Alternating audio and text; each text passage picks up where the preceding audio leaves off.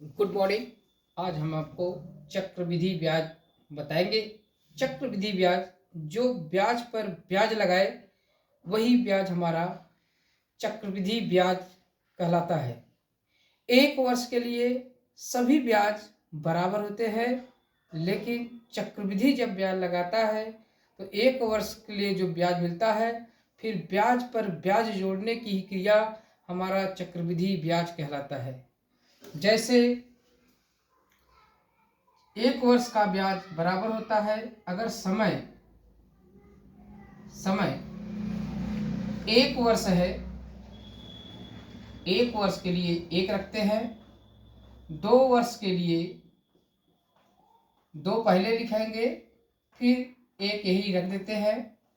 3 वर्ष के लिए अगर हम लोग लगाते हैं तो पहले 3 हम अपने आप से रख देते हैं, फिर इसको जोड़ते हैं। 2 2 1 3, फिर आगे नहीं जोड़ना है तो 1 रख देते हैं। अगर 4 वर्ष लगाते हैं तो पहले 4 ही रखते हैं, तो 3 3 6, और फिर 3 1 4, फिर 1 रख देते हैं। जैसे जितने वर्ष का लिए उसी अनुपात में हमको गुणा साधारण ब्याज लगाते हैं। कट करो, कट कर कर काटोगे तो आता चला जाएगा, और नहीं कट रहा है तो दशमलव में बदल देना। जैसे 2000 रुपये का 10% चक्रवृद्धि ब्याज की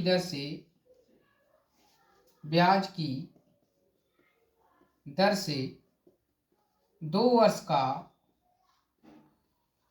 चक्रवृद्धि ब्याज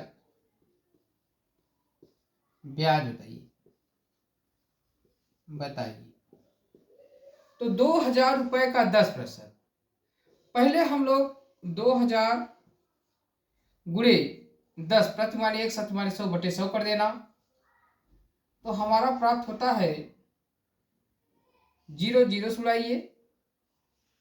अब हमारा 20 बचा, 20 में 10 गुणा करेंगे तो आपका आ जाएगा 200। फिर हम 200 का फिर 10% निकालेंगे तो 1 0 1 0 1 0 0 बराबर 20 रुपये आ गया आपका। तो 2 वर्ष के लिए कहा है कि पहले में 2 का गुणा कर दीजिए और दूसरे में 1 का गुणा कर दीजिए। दोनों को जोड़ेंगे, 2 में 200 गुणा करेंगे, आपका आ जाएगा 400 प्लस 20, तो आपका हो जाएगा 420 रुपया। अगर साधारण ब्याज पूछ रहा है, चक्रवृद्धि ब्याज साधारण ब्याज का अंतर पूछ रहा है, तो आप इसको न जोड़िए, केवल यही बता देंगे कि आपका चक्रवृद्धि ब्याज और साधारण ब्याज का अंतर हो जाएगा केवल 20 रुपया। जैसे अगर मैं कहूं कि 4000 रुपये का 10%, 4000 रुपये का 10% चक्रवृद्धि ब्याज की दर से 3 वर्ष का चक्रवृद्धि ब्याज, तो 3 बार निकालना पड़ेगा। पहले इसका 10 निकालो, फिर जितना, फिर उसका 10 निकालो, फिर जितना, फिर उसका 10, 3 बार। अगर 4 वर्ष के लिए पूछे, पहले 10 का निकालो जितना, फिर उसका 10 निकालो, फिर आए उसका, फिर उसका 10 निकालो, फिर 4 बार आपको निकालना पड़ेगा। तो इसमें 3 वर्ष मित्र दिया है। आप ध्यान दीजिएगा, 4000 गुणे 10 बटे 100 कर देना, 1 0 1 0 काट दीजिए, आपका 400 रुपये आ गया। फिर मित्र 1 वर्ष का निकला, फिर 400 का निकालिए, 400 गुणे 10 बटे 100 कर देना आप, फिर आपका आ जाएगा 40। फिर मित्र फिर 40 का फिर 10 निकालना आप,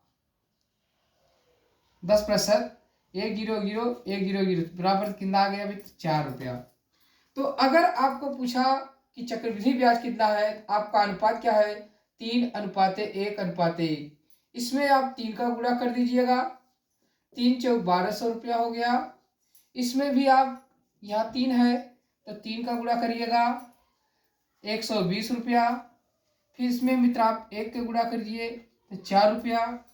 पूरा अगर आप जोड़ते हैं तो चक्रवृद्धि ब्याज होगा, चक्रवृद्धि ब्याज बराबर 1204.04 बराबर आपका 4 हुआ। फिर 2 में शून्य जोड़ेंगे, 2 आ जाएगा, 2 और 1 3 होगा, 1 बचा मित्र आपका, तो ये आपका हो गया 1324 रुपये आपका चक्रवृद्धि ब्याज पूछा। अगर पूछ दिया जाए चक्रवृद्धि ब्याज और साधारण ब्याज का अंतर, चक्रवृद्धि ब्याज तथा साधारण ब्याज का अंतर पूछता है, तो पहली वाली जो राशि उसको छोड़ देंगे, बाकी जितनी राशि बने उसको जोड़ दीजिए।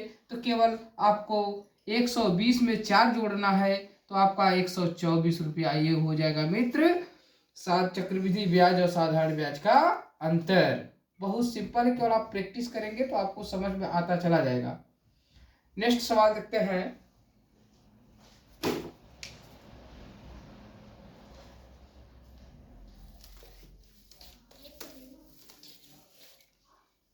₹1000 का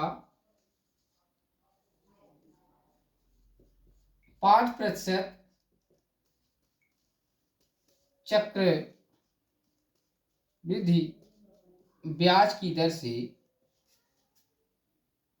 से 2 वर्ष का या 3 वर्ष का चक्रवृद्धि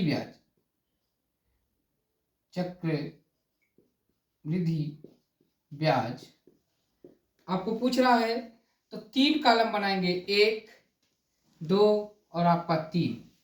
पहले का 5%, 1000 गुणे 5/100 करेंगे, 2 जीरो से उड़ा दीजिए, आपका आ जाएगा 50। फिर 50 का निकालिएगा, 50 गुणे 5/100 आप गुणा कर दीजिए, आपका आ जाएगा 250/100। जीरो को हटाना है, 2 जीरो, दशमलव को यहाँ 2 स्थान इधर ले आइए, तो आपका आ जाएगा 2.50। तीसरे स्टेप में 2.50 गुणे 5/100 कर देंगे मित्र, तो आप गुणा करने के बाद ही दशमलव लगा दीजिएगा, 12.50/100 हो जाएगा।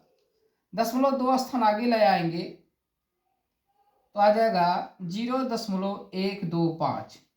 पूछा है मित्र 3 वर्ष का, तो 3 वर्ष के लिए आपका है 3 वर्ष, 3 3 1, अर्थात इसमें 3 का गुणा करना है, आप इसमें 3 का गुणा करना, इसमें 1 का गुणा करना, तो आपका इसमें गुणा करेंगे 150 हो जाएगा, इसमें गुणा करेंगे 7.5 हो जाएगा, इसमें गुणा करेंगे 0.125 आ जाएगा, और सभी को जोड़ लेंगे 150.00 यहाँ लगा देना, उसके बाद 7.500, उसके बाद 0.125 कर देना, इसको जोड़ दीजिए 5 2, उसके बाद आपका 5 1 6 7, इसका हो जाएगा 5, और आपका आ जाएगा 157.625 आपका चक्रवृद्धि ब्याज हो गया। अगर मिश्रधन पूछे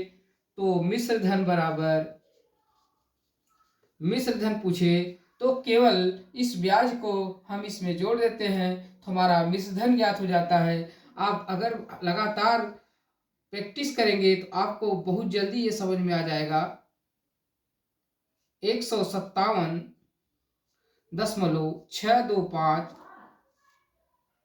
आपका आ जाएगा 5 2 6 7, 0.5 जोड़ेंगे 5 1 1, आपका आ जाएगा 1157.2625 आपका मिश्रधन पूछ आएगा। और पूछ दिया कि चक्रवृद्धि ब्याज कितना होगा, 157.625 होगा। अगर पूछ देता अगर अगला स्टेप पर इसका चक्रवृद्धि ब्याज साधारण ब्याज का अंतर क्या होगा, तो पहला स्टेप का ब्याज छोड़कर बाकी तीनों जितने ब्याज आपको प्राप्त हों उसे जोड़ दीजिएगा, तो चक्रवृद्धि ब्याज और साधारण ब्याज का अंतर ज्ञात हो जाएगा।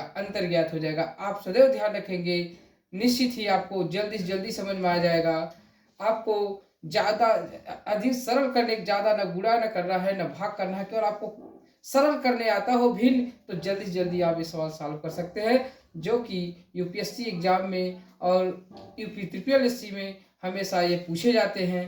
आप अच्छे से सॉल्व कर सकते हैं चक्रवृद्धि ब्याज को। Thank you.